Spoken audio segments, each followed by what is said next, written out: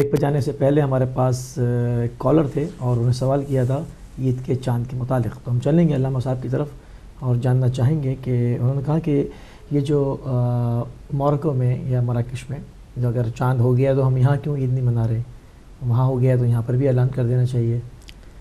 کافی confuse ہے لوگ اس حوالے سے.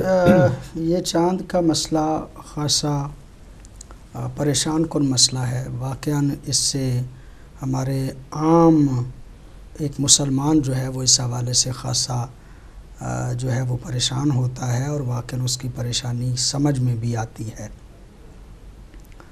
سوال یہ ہے کہ عید ہم کیوں کر رہے ہیں اور عید کے کرنے کا طریقہ کیا ہے. جو طریقہ ہے پیغمبر گرامی صلی اللہ علیہ وآلہ وسلم نے ارشاد فرمایا تھا کہ صوموا بالرؤیۃ وافطروا بالرؤیہ، یعنی تم روزہ جب رکھو تو تمہیں چاند دیکھ کے روزے رکھنے چاہیے، اور جب تم روزوں کو افطار کر رہے ہو، ختم کر رہے ہو، تو اس وقت عید کرنا چاہتے ہو تب بھی چاند کو دیکھ کے عید جو ہے ہونی چاہیے. یعنی اسلامی مہینے کی ابتدا رؤیت ہلال کے ساتھ مخصوص ہے، چاند کے دیکھنے کے ساتھ مخصوص ہے. پیغمبر گرامی کی یہ حدیث ہے. اب پیغمبر گرامی کی اس حدیث سے کوئی کیا سمجھ رہا ہے، یہ مسائل ہیں. بعض یہ کہتے ہیں کہ اگر کسی ایک جگہ پہ چاند نظر آ جائے تو پوری دنیا والے اس کو فالو کریں. بعض کہتے ہیں کہ نہیں، جس جگہ پہ آپ رہ رہے ہیں وہاں پہ چاند کا نظر آنا ضروری ہے. چونکہ ملت اسلامیہ میں طبقے دو ہیں، ایک یہ کہ ایک جگہ، بلکہ کئی ایک طبقات ہیں، میں مین جو ہیں ان کے بارے میں کہہ رہا ہوں کہ ایک جگہ پہ چاند آ گیا ہے نظر تو اب کچھ دیکھنے کی ضرورت نہیں ہے، باقی سارے کے سارے اس کو فالو کریں. جیسا کہ سعودی عرب کے فالوور جو ہیں وہ یہ کہتے ہیں کہ مکے والوں نے اعلان کر دیا تو اب پوری دنیا والے جو ہیں وہ اسی پہ عمل کریں گے. آپ کہاں لینا چاہتے ہیں تو لے لیں. جی بڑھتے ہیں کالر کی طرف. السلام علیکم. ہیلو جی السلام علیکم. السلام علیکم. جی کون صاحب کہاں سے؟ مہرآباد سے بول رہا ہوں. جو جس آدمی نے فون کیا تھا کہ مراکش میں عید ہے، مراکش میں روزہ ہے. اچھا، انہوں نے کہا تھا کہ مراکش میں عید ہو گئی، آپ کہہ رہے ہیں کہ مراکش میں روزہ ہے، عید نہیں ہے. اس کو کہو کہ آپ کیسے بات کر رہے ہیں. کوئی بات نہیں، مراکش میں عید نماز پڑھ نہیں ہے، لیں. روزہ ہے، روزہ ہے. بہت مہربانی، بہت شکریہ. ان کو بتا دیں، وہ جو آدمی نے ٹیلی فون کیا تھا اس کو بتاؤ کہ غلط بات نہ کرے. مراکش میں روزہ ہے، کل عید نہیں ہے. جزاک اللہ، جزاک اللہ. میرا نام قدیر حسین ہے، مہرآباد سے بول رہا ہوں، مراکو سے. بہت شکریہ. ہاں، میں ہدایت ٹی وی دیکھ رہا ہوں. اس کو کہو کہ جھوٹ کیوں بول رہے ہو. جی بڑی مہربانی. بہت شکریہ، بہت شکریہ. اگر وہ حافظ. خدا حافظ. اگر وہ پروگرام دیکھ رہے ہیں بنیادی طور پہ فرق جو ہے وہ یہ ہے. اب جو کہتے ہیں کہ ایک افق پہ ہونا ضروری ہے، یعنی جس جگہ پہ آپ رہتے ہیں وہاں پہ چاند کا نظر آنا ضروری ہے. یہاں پہ بھی پھر دو بحثیں ہیں. ایک وہی کہ قریب والا افق جو ہے اس کو دیکھ لیا جائے، یعنی افق میں جو لوگ شامل ہیں. پہلے یہ کہا جاتا تھا کہ UK یورپ جو ہے اس میں اگر نہیں نظر آتا تو مراکش جو ہے وہ بھی اسی افق میں آتا ہے، لہٰذا وہاں کا چاند جو ہے وہ یہاں پہ دیکھ لیا جائے. تو ابھی یہ مراکو سے کال آ گئی کہ وہاں پہ بھی کل روزہ ہے، وہاں پہ بھی چاند نظر نہیں آیا. سوال یہ ہے کہ کسی مجتہد کے فتوے کی ضرورت نہیں ہے، کسی کے کہنے کی ضرورت نہیں ہے. اگر چاند نظر آ جاتا ہے تو یقینی طور پہ اگلے دن عید ہے. چاند نظر نہیں آتا، آپ کے 30 روزے مکمل ہو جاتے ہیں پھر بھی اگلے دن عید ہے. 31 روزے جو ہیں وہ نہیں ہو سکتے. لہٰذا یہاں پہ ہم لوگ جو عید کل جو ہے وہ نہیں کر رہے، اس کی بنیادی وجہ یہ کہ ہمارے جتنے ماہرین یہاں پہ بیٹھے ہوئے ہیں ان لوگوں نے ویب سائٹس جو دیکھی ہیں، آبزرویٹری کی رپورٹیں جو دیکھی ہیں، ان کے مطابق کل یعنی آج رات چاند نظر نہیں آیا اور نظر آنے کی پوزیشن میں بھی نہیں تھا. لہٰذا اسی لیے کل جو ہے وہ عید نہیں کی گئی، اور مطلب جو ہے وہ ٹیوزڈے کا اعلان جو ہے وہ ہماری جماعت جو مجلس علماء ہے اس نے اعلان کیا ہے. ٹھیک ہے، بڑھتے ہیں ایک اور کالر کی طرف. السلام علیکم. جی وعلیکم السلام. جی کون صاحب؟ یزدانی صاحب آپ کو بھی السلام علیکم. محمد علی لندن سے بول رہا ہوں سر. جناب محمد علی بھائی. ٹھیک ہے، یہ بھی دن گزر ثانی صاحب کو تو میں 2 عیدوں کی مبارکباد پہلے ہی دے دیتا ہوں. مہربانی جناب. ابھی وہ دونوں بھائی میرے جو آئے وہ سچ بولتے ہیں. ایک کہتے ہیں مراکش میں عید ہوئی ہے، ایک کہتے ہیں کہ نہیں مراکش والوں نے روزہ رکھا ہوا ہے. اسی طرح لندن میں کچھ لوگوں نے روزہ رکھا ہوا ہے تو کچھ لوگ عید کر رہے ہیں. تو اللہ تعالیٰ مسلم امت کو سیدھے راستے پہ لے کے چلے. جزانی صاحب ایک چھوٹی سی آپ تھوڑی سی اصلاح فرما دیجئے گا کہ جب نبی پاک صلی اللہ علیہ وآلہ وسلم تھے، کیا آپ کی پوری ہسٹری میں امام حسین علیہ السلام، مولا کائنات، امام حسن علیہ السلام، ان کی زندگی میں کیا مدینے میں 2 عیدیں ہوئی ہیں؟ اگر نہیں ہوئی ہسٹری میں تو وہ بھی واضح کر دیجیے گا. تو پھر کیوں مسلم امت جو ہے اپنے آئمہ کو اور رسول اللہ صلی اللہ علیہ وسلم کی اس سنت کو کیوں نہیں رہتے کہ جو ایک شہر ہے اس شہر کی ایک عید ہونی چاہیے، چاہے پاکستان ہے، لندن ہے، ایٹ لیسٹ یہ تو سنت ہم پوری کر سکتے ہیں نا جزانی صاحب. اس کے اوپر تھوڑی سی روشنی ڈال دیجیے گا. جزاکم اللہ خیر جزانی صاحب. بڑی نوازش، بڑی مہربانی جی، شکریہ. جی محمد علی صاحب نے جو بات کی، یقینی طور پہ پیغمبر گرامی یا معصومین کے دور میں جس شہر میں وہ ہوا کرتے تھے اس شہر میں ایک ہی عید ہوتی تھی، اور وہ اس کی وجہ یہ کہ چاند دیکھا جاتا تھا. چاند نظر آ گیا تو ٹھیک ہے عید ہے، چاند نظر نہیں آیا تو جو ہے وہ عید نہیں ہے. اور پھر یہ کہ اس وقت یہ وسائل جو ہے نا ایک دوسرے تک اطلاع پہنچانے کے وہ بھی محدود تھے. وہ ایک شہر میں اگر عید ہو رہی ہے تو دوسرے شہر والے خود سے چاند دیکھ کے اپنا فیصلہ کرتے تھے. یہاں والی عید دوسروں پہ لاگو نہیں ہوتی تھی. وہ مطلب وہ کوئی رابطے کا اس طرح ذریعہ نہیں تھا. دور دور کے علاقے والے اپنے اپنے طور پہ چاند کو دیکھتے تھے. اگر چاند نظر آ گیا تو عید. اب چونکہ جو ہے وہ وسائل ایسے ہیں کہ ایک خبر جو ہے وہ ایک لمحے میں پوری دنیا میں پہنچ جاتی ہے، لہٰذا ایک جگہ کا فیصلہ دوسروں پہ تھوپنے کی کوشش کی جاتی ہے کہ چونکہ وہاں پہ نظر آ گیا لہٰذا سارے جو ہیں وہ کر لیں. یہ نہیں ہے. ہر شہر والے اپنے طور پہ دیکھیں اور ملک والے اپنے طور پہ دیکھیں کہ وہاں پہ چاند نظر آیا ہے یا چاند نظر نہیں. سبحان اللہ. بڑھتے ہیں ایک اور کالر کی طرف. السلام علیکم. ہیلو السلام علیکم. جی وعلیکم السلام. جی آپ کا پروگرام بہت اچھا ہے. میں کافی دیر سے دیکھ رہی تھی اور بڑی اچھی بحث چل رہی ہے عید کی اور چاند کی. اور دیکھا جائے گا جب بھی ہو جائے گی، ہو ہی جائے گی نا عید. اس میں ایسی جھگڑے والی اور لڑائی والی کون سی بات ہے؟ جو لوگ روزہ نہیں رکھتے ان کو زیادہ جلدی ہوتی ہے عید کی، اور جو روزہ رکھتے ہیں ان بیچاروں میں تو ہمت بھی نہیں ہوتی عید سیلیبریٹ کرنے کی. اور مولانا صاحب سے میری ریکویسٹ ہے کہ پلیز میرے ہسبینڈ تھوڑا سا پرابلم ہے، ان کے لیے دعا کر دیں. وہ پریزن میں ہیں اور ان کے لیے دعا کریں کہ اللہ ان کو رہائی کر دے. کل ان کا کورٹ ہے، پلیز دعا کریں. آج آخری رمضان کی رات ہے، آج کی رات کے صدقے اللہ ان کو رہائی دے، پلیز دعا کریں. اور بہت اچھا پروگرام، اچھی بحث چل رہی ہے. اوکے خدا حافظ. میرے خیال سے کال ڈراپ ہو گئی، اور اللہ رب العزت ان کو رہائی عطا فرمائے. ہسبینڈ جو ہیں ان کی مشکلات اور پریشانیوں کو دور کرے اور یقیناً انہیں رہائی عطا فرمائے بحق محمد و آل محمد. اور بہت اچھی بات کی ہماری اس بہن نے کہ وہ عید سیلیبریٹ کرنا کیا فرق پڑتا ہے، ایک دن سیویاں کھا لیں یا دوسرے دن کھا لیں، کوئی اس سے کوئی فرق جو ہے وہ زیادہ نہیں پڑتا. اور پھر یہ کہ روزوں پہ اتنا مسئلہ نہیں ہوتا جتنا عید پہ ہوتا ہے. اور واقعاً وہ لوگ جنہوں نے روزے نہیں رکھے ہوتے عموماً وہ عید کے دن کپڑے بڑے اچھے پہن کے آ جاتے ہیں صبح اور جناب ان کو عید پڑھنے کی بڑی ہوتی ہے. اللہ رب العزت سب کو عیدیں جو ہے وہ عطا کرے. لیکن میں سمجھتا ہوں کہ یہ اتنا بڑا مسئلہ نہیں ہے کہ جس کو ملت نے اتنا بڑا مسئلہ بنا لیا ہے. واقعاً عید کا کیا معنی ہے؟ سیویاں کھانا عید کا معنی ہے. عید کا معنی تو یہ ہے کہ اس دن آپ نے روزہ نہیں رکھنا، اور روزہ رکھ کے معصوم نے فرمایا کہ ہر وہ دن تمہارے لیے عید ہے کہ جس دن تم گناہ نہ کرو. تو مطلب ہر دن ہی عید ہے. اگر بندہ گناہ نہ کرے اور گناہ کرے تو مطلب وہ جس دن روزہ نہیں رکھنا وہ عید نہیں بلکہ الٹا عذاب کا دن بن جاتا ہے. ٹھیک، بڑھتے ہیں ایک اور کالر کی طرف. السلام علیکم. السلام علیکم، اور یزدانی صاحب کی خدمت میں بھی سلام. کون صاحب؟ جی میں علی بات کر رہا ہوں. میں ایک سوال رہ گیا تھا میرا جو وہ یزدانی صاحب سے دوبارہ مجھے پتہ کرنا تھا.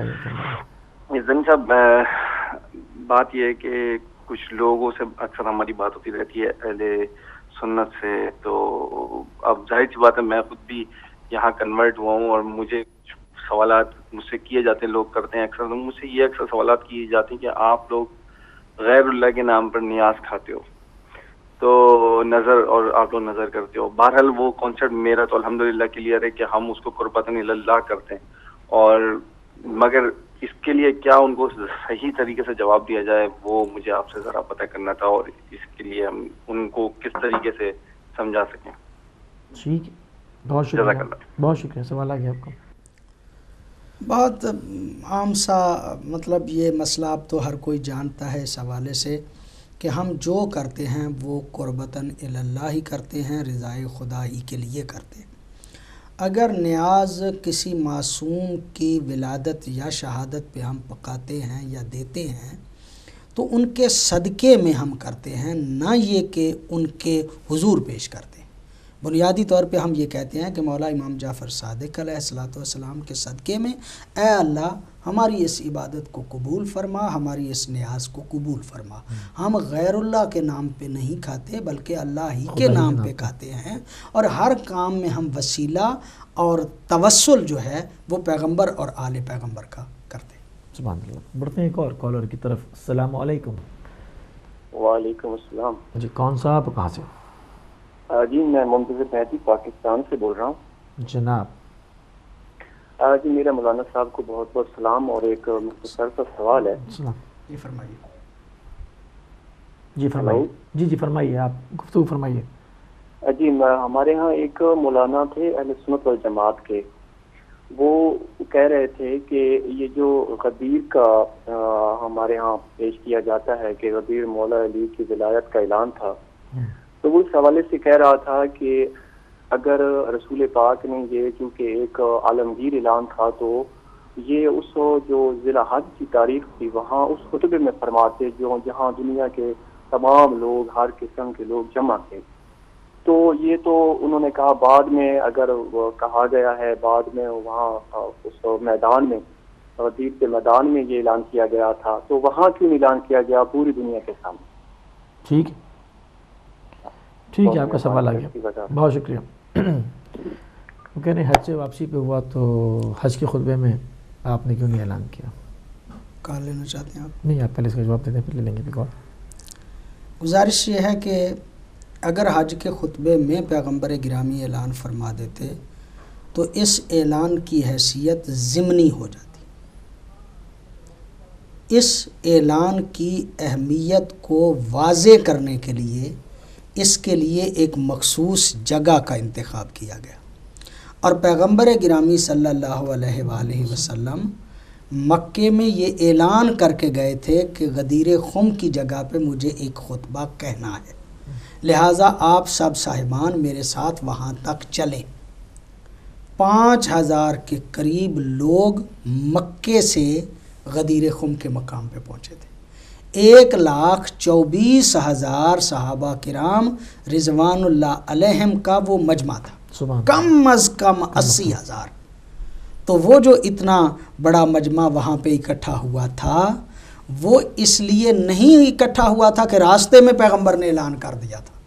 پیغمبر گرامی نے پہلے سے اس کا ماحول بنایا, اس کا لوگوں کو آمادہ کیا تاکہ ولایت کے اعلان کی اہمیت کا پتہ چلے کہ اس کو علیحدہ سے ایک مقام پہ جا کے اعلان کیا جائے. اگر وہ خطبہ حج میں بیان کر دیتے تو وہاں پہ سنی انسنی ہو جاتی, ضمنی بات ہو جاتی, اس کی طرف لوگوں کی توجہ نہ ہوتی, اور اگر اعلان وہاں پہ کسی بعد میں کسی موقع پہ بھی کر دیا جاتا تو شاید اس کی اتنی اہمیت واضح نہ ہوتی جو غدیر میں آ کے ہوئی. سبحان اللہ.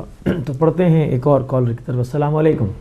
وعلیکم السلام. جی کون صاحب, کہاں سے؟ یہ چاند کے بارے میں جو بات ہو رہی تھی تو میرا ایک کوشچن ہے کہ کیونکہ ہم عید مناتے سعودی عربیہ کی اناؤنسمنٹ سے, ابھی عید کا بھی مسئلہ جو حج کا بھی مسئلہ وہ چاند کی حساب سے, تو وہ حج کا بھی مسئلہ اس میں آ جائے گا کیونکہ حج تو سارے لوگ ایک ہی دن مناتے جب حج کے لیے جاتے, تو اس کے بارے میں کچھ آپ کچھ بول سکیں پلیز.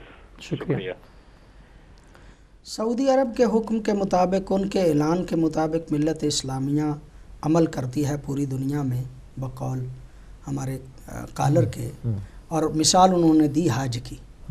حج मक्के में ही होता है। वहाँ तो लोग हैं ही नहीं, मक्के में ही होता है, दूसरी जगहों पे नहीं होता। ईद मक्के में भी हो रही है और बरतानिया में भी हो रही है। यहाँ के लोग अगर चले जाएं सऊदी अरब में तो उनकी ईद उन्हीं के साथ होगी, क्योंकि वहाँ चांद दिखा है। यूके के लोग, यूरोप के लोग, अमेरिका के लोग, वो अगर मक्के में मौजूद हैं तो फिर वहाँ पे जो ऐलान है उसी के मुताबिक अमल करेंगे। हम उन लोगों के लिए नहीं कह रहे, हम उन लोगों के लिए कह रहे हैं कि जो इस वक्त यूके में है, यूरोप में है या इस वक्त अमेरिका में है, वो मक्के में मौजूद नहीं है। मक्के का हुक्म इन पे यहाँ पे नाफिज नहीं होगा, ये वहाँ पे चले जाएं तो इनका हुक्म जो है वो मक्के वालों का नाफिज होगा। इसलिए कि जहाँ पे चांद नज़र आता है वहीं के लोगों के लिए होता है, ना ये कि दूसरे लोगों के लिए। हम कोई ज़िद नहीं कर रहे, मैं कह रहा हूँ कि सऊदी अरब का ऐलान उनके लिए कि जो मक्के में मौजूद हैं, जो सऊदी अरब में मौजूद हैं, वो पूरी दुनिया से लोग अगर वहाँ पर चले जाते हैं तो उसी चांद पर अमल करें। सवाल ये है कि जब वो दूसरे उफक पे हैं तो अब सऊदी अरब का हुक्म उन पे नाफिज होता है या नहीं होता, ये सवाल है। सही, तो बढ़ते हैं एक और कॉल देखते रहो। अस्सलाम वालेकुम। अस्सलाम वालेकुम सरकार, या अली मदद पीर मौलाना मदद। कौन साहब हो, कहाँ से? किबला सज्जद रहमतुल बोल रहा हूँ सऊदी अरेबिया से। जनाब जी फरमाइए जनाब। खास तौर पर जरदारी साहब को मेरी तरफ से बहुत बहुत सलाम, और या अली मदद ये मुझे जानते हैं लेकिन जानते टीएम डिजिटल की तरफ से है। अच्छा जी फरमाइए। ठीक है किबला, इनकी नजर एक रुपये पेश करता हूँ सरकार की शान में। जी फरमाइए। तो इनको हदिया करता हूँ। जी फरमाइए। सरकार आवाज आ रही मेरी आपको? जी बिल्कुल साफ आ रही है। मैं ये कहता हूँ बशर की ताकतें परवाज सोच सकती तो, बशर की ताकतें परवाज सोच सकती तो, मैं सोचता हूँ अली सोचने में क्या लगता, मैं सोचता हूँ अली सोचने में क्या लगता, अरे नमाज तुम ना पढ़ो तो तुम आदमी न लगो, अली नमाज न पढ़ता तो फिर खुदा लगता। सुभान अल्लाह। ये किबला साहब के लिए हदिया किया मैंने किबला, और सब खैरियत से हैं, ठीक ठाक हैं आप? अल्हम्दुलिल्लाह, बड़ी नवाजिश, बड़ी बहुत शुक्रिया। बड़े अरसे के बाद आपकी जियारत हुई है, हम तो बड़ा आपको मिस करते हैं, यकीन करें आप। बड़ी नवाजिश, बड़ी मेहरबानी, बहुत शुक्रिया। मौला हुसैन आपको सलामत रखे, अल्लाह हाफ़िज़, या अली मदद। सलाम। तो अब हमारे चूँकि प्रोग्राम में टाइम भी बहुत कम रह गया है, तो अच्छा कोई और कॉल हो तो दे दें, फिर उसके बाद हम। जी हाँ, कॉल दे दीजिए। अस्सलाम वालेकुम। वालेकुम सलाम जी, कौन साहब हो, कहाँ से? जाफर बात कर रहा हूँ ब्रैडफोर्ड से। जाफर साहब कहाँ से? ब्रैडफोर्ड से। जनाब सवाल पूछना था मौलाना साहब से कि अगर मैं रोज़ा रख के सफ़र करता हूँ इस नीयत से कि मैंने रोज़ा नहीं रखना, तो क्या वो रोज़ा उसका कफ़ारा देना पड़ेगा या क्या होगा उस सिलसिले के? अभी इन्होंने फरमाया था कि ईद करने के लिए आप सफ़र कर लें और रोज़ा खोल लें उस पर, तो उस बारे में पूछना था। जी, मैंने गुजारिश की थी मेरे भाई के ईद करने के लिए मैंने नहीं कहा कि आप सफ़र कर लें। ईद तो नहीं होगी आपकी, आपका रोज़ा इफ्तार हो जाएगा और लोगों के साथ खा पी लेंगे। आपका वो दिन जो है वो रोज़े वाला है। आप अपने घर में खा कुछ नहीं सकते, पी कुछ नहीं सकते, आपको घर में रोज़ा रखना है। रोज़ा रख के अगर आप सफ़र में चले जाते हैं तो ये गुंजाइश हमारे यहाँ मौजूद है कि आप वो शरई सफ़र अगर कर जाते हैं तो उसके बाद आप रोज़ा इफ्तार कर सकते हैं। आपका रोज़ा इफ्तार हो गया, ईद नहीं है आपकी। ईद आपकी होगी उसी दिन के जिस दिन आपके रोज़े ख़त्म होंगे। हाँ, चूँकि आपने रोज़ा इफ्तार कर लिया है लिहाजा आप दूसरे लोगों के साथ खा पी सकते हैं, ईद वो नहीं है। और वो भी एक एक्सेप्शनल केस था कि वो उनका कुछ फैमिली इशू था। नहीं, मतलब वो वैसे भी अगर कोई करना चाहता है खाने पीने के लिए तो वो मतलब रोज़े को उस दिन इफ्तार कर सकता है सफ़र करके, लेकिन वो कि उसकी ईद हो गई, नहीं, ईद नहीं उसकी हुई। ईद उसकी उसी दिन है कि जिस दिन ईद होगी, वो उस दिन ईद नहीं पढ़ सकता।